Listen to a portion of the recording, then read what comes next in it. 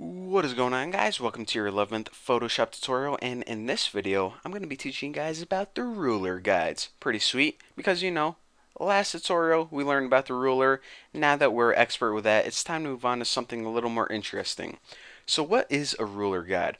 A ruler guide is basically a checkpoint, or it's pretty much a guide that allows you to visualize exactly where a certain location is. So in order to better demonstrate this, the first thing we need to do is we need to view our rulers. So go ahead up to view and make sure that you have a checkbox next to rulers. What this is going to do is it's going to give you a ruler on the very top and on the left hand side of your working area. And if you aren't in pixels right now, just go ahead and right click the ruler and change it from inches or whatever you're on to pixels. I just like working with pixels because I don't know, I think they're pretty cool.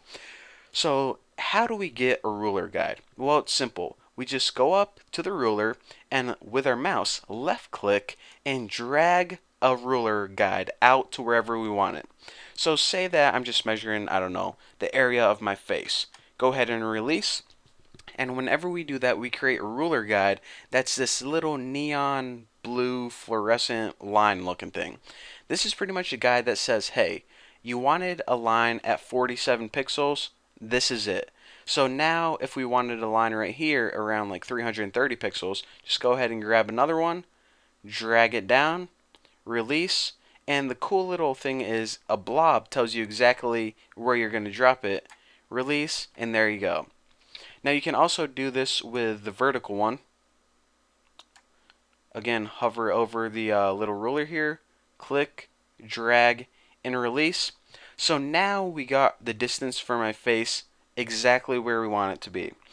Now, this is useful, like I said, whenever you want to find out a specific distance, and it's really helpful whenever you're making logos. Not that useful whenever you just have a picture of Bucky as a baby screaming, but for demonstration purposes, this will do just fine. Now, another thing I want to teach you guys is what happens whenever you want to move these ruler guides.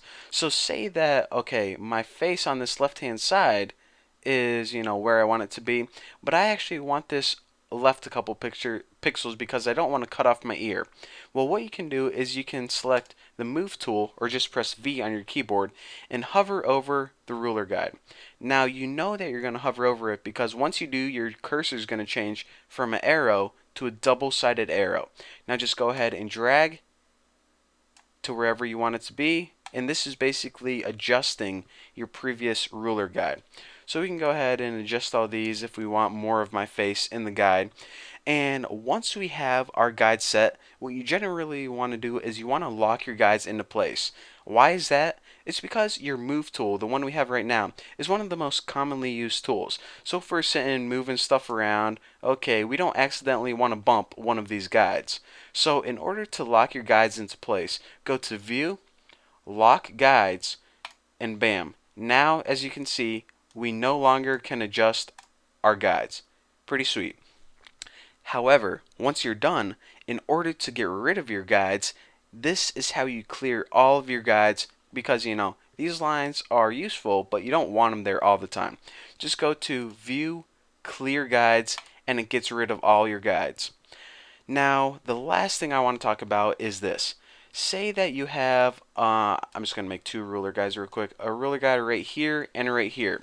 Now, they call them ruler guides because whenever you're using your ruler tool, it helps you guide your ruler tool. So your ruler tool, of course, makes lines, and whenever you select a line, starting point here, you can come up here, and as you can see, it doesn't just, hover over it, it actually snaps to your guide if you look really closely. Snaps right there. So now you can go ahead and move left and right, and your line is going to be guided along right here.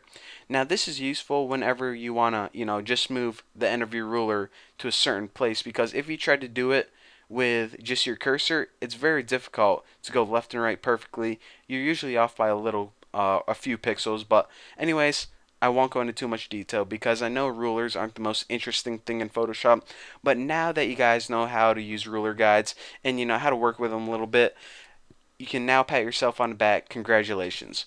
So thank you guys for watching this video, and in the next video, well, it's going to be awesome.